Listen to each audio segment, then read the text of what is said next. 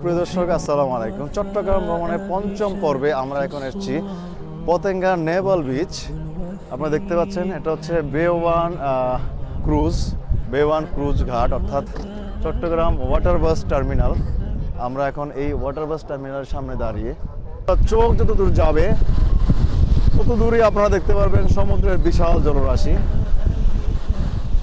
মাথার উপর বিশাল আসমান, এক অসাধারণ এক মহিমান্বিত সৃষ্টি আল্লাহ সুবহানাহু ওয়া তাআলা, যা দেখে যে কারোরই মনের বিষণ্ণতা দূর হতে বাধ্য। সমুদ্রের বিশালতা মানুষের মনকে বিশাল করে তোলে, মানুষের হৃদয়কে প্রশান্ত করে।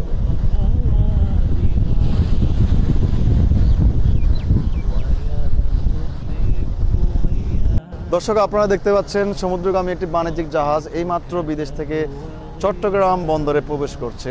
আর আমি এখন ঠিক দাঁড়িয়ে চট্টগ্রাম বন্দরের প্রবেশ মুখ, অর্থাৎ চট্টগ্রামের প্রবেশদ্বার হিসেবে খ্যাত কর্ণফুলী নদীর মোহনা বঙ্গোপসাগরের ঠিক কিনারে।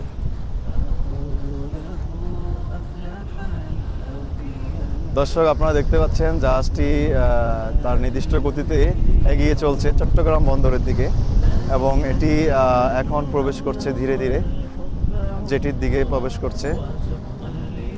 দর্শক, আপনারা অবশ্য নিশ্চয়ই এই বিষয়টা জানেন যে চট্টগ্রাম বন্দরে এখন মোটামুটি ভালোই ড্রাফটের জাহাজ ভিড়তে পারে, অর্থাৎ ভালো গভীরতা সম্পন্ন জাহাজই চট্টগ্রাম বন্দরে সরাসরি ভিড়তে পারে, যেটা আগে কখনোই ছিল না এরকমটা, যে আগে লাইটারের জাহাজগুলো মাধ্যমে পণ্য পরিবহন করে।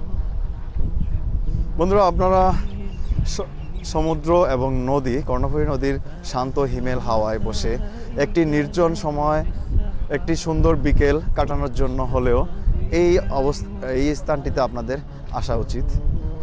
যদিও এখানে সংস্কার কাজের কারণে, অর্থাৎ এইখানটাতে দেখুন ব্যারিয়ারগুলো ভেঙে ফেলা হয়েছে সংস্কার কাজের কারণে, অর্থাৎ জলোচ্ছ্বাস ঠেকানোর জন্য এই জায়গাটাতে শক্তপোক্ত একটি ব্লক বাঁধের সংস্কার কাজ চলছে। যদিও এইখানটাতে আগে একটি ব্যারিয়ার ছিল, এবং তখন দর্শনার্থীরা এসে এখানে এই চেয়ারে বসতেন, বসে কাঁকড়া ভাজা এবং বিভিন্ন ধরনের সামুদ্রিক মাছ ভাজা খেতেন, এবং এই সমুদ্রের তীরে বসে এবং এই কর্ণফুলী নদীর তীরে বসে সমুদ্রের মোহনায়, কর্ণফুলী নদী এবং সমুদ্রের মিলনস্থল এটি, এই মোহনায় বসে হিমেল ঠান্ডা হাওয়ায় তাদের প্রাণ জুড়িয়ে যেত এবং সমুদ্রের সেই নয়নাভিরাম দৃশ্য উপভোগ করত। তবে এখনও সেটা উপভোগ করার মতো অবস্থান রয়েছে, যদিও এখানে সংস্কার কাজ চলছে। তবে একটা সময় অবশ্যই এই সংস্কার কাজ যখন শেষ হয়ে যাবে, এখানকার দৃশ্য আরও অনেক বেশি মনোরম হবে আমরা আশা করি। দেখুন, এখানে একটি কিছু রেস্টুরেন্ট রয়েছে ছোট ছোট। তো এখানে বসে এই রেস্টুরেন্টে দর্শনার্থীরা যারা আসেন, এখানে তারা বিভিন্ন ধরনের স্ন্যাক্স এবং বিভিন্ন ধরনের কুলিং করে থাকেন এখানে।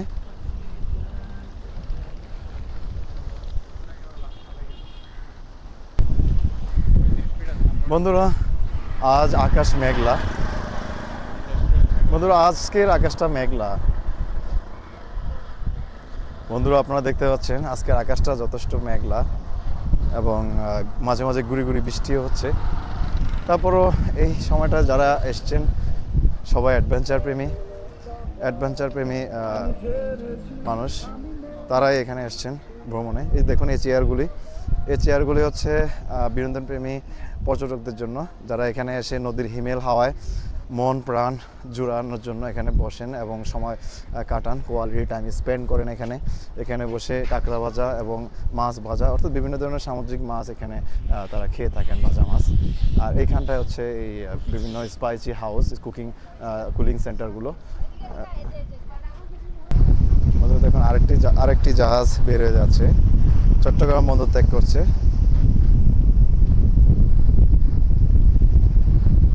এবং আরেকটি জাহাজ প্রবেশ করছে বন্দরে।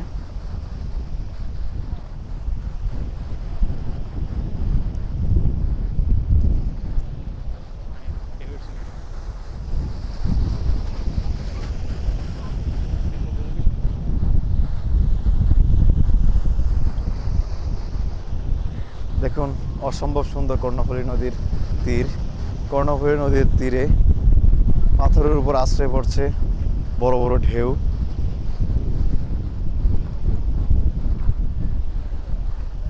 এইখানটা হচ্ছে সমুদ্রের কর্ণফুলী নদী এবং সমুদ্রের মোহনা, বঙ্গোপসাগরের মোহনা, এবং দুটি জাহাজ পাশাপাশি চলে যাচ্ছে। একটি চট্টগ্রাম বন্দর ত্যাগ করছে এবং অপরটি চট্টগ্রাম বন্দরে প্রবেশ করছে।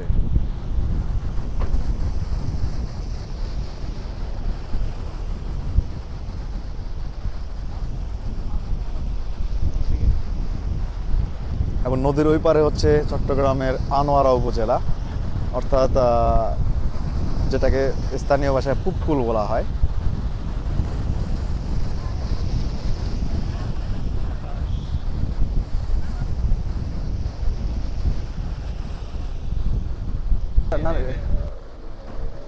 দেখুন একটি স্পিড বোট কিভাবে যাচ্ছে, দেখুন কি ভয়ঙ্করভাবে যাচ্ছে। মনে হয় যেন সেটা নদীর পানির উপরে উড়ে উড়ে যাচ্ছে। দেখুন প্রচণ্ড ঢেউ এবং প্রচণ্ড ঢেউয়ের মাঝে স্পিড বোটটি উড়ে উড়ে যাচ্ছে।